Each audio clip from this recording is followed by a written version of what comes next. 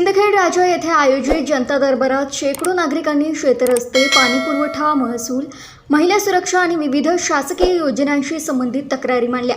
यावेळी केंद्रीय आयुष, आरोग्य व कुटुंब कल्याण राज्यमंत्री प्रतापराव जाधव यांनी संबंधित अधिकाऱ्यांना अनेक प्रकरणांवर जागेवरच आदेश देत नागरिकांचे प्रश्न तातडीने मार्गी लावण्याचे निर्देश दिले।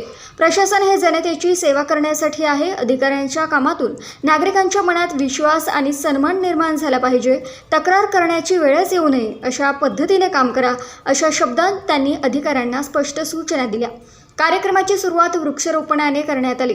पारंपरिक पुष्पहार व शालऐवजी रोपटे देऊन केंद्रीय मंत्र्यांचा सत्कार करण्यात आला।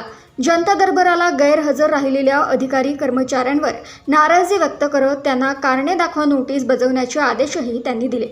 जलजीवन मिशन योजनेतील त्रुटींवर संताप व्यक्त करत संबंधित योजनांची सखोल चौकशी करण्याचे निर्देश देण्यात आले।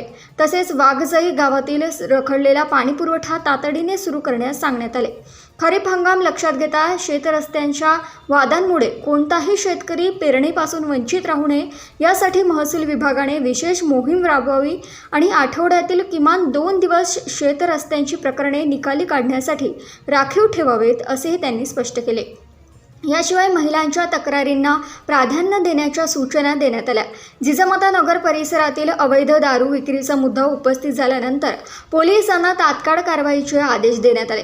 जनता दरबाराला माजी आमदार डॉक्टर शशिकांत खेडेकर, सिंदखेड राजा नगराध्यक्ष सौरभ तायडे, देऊळगाव राजा नगराध्यक्ष माधुरी शिंगणे यांच्यासह विविध लोकप्रतिनिधी आणि महसूल, पोलीस, कृषी व नगर परिषद विभागातील वरिष्ठ अधिकारी मोठ्या संख्येने उपस्थित होते। देशोन्नतीसाठी गजानन महेत्री यांची रिपोर्ट।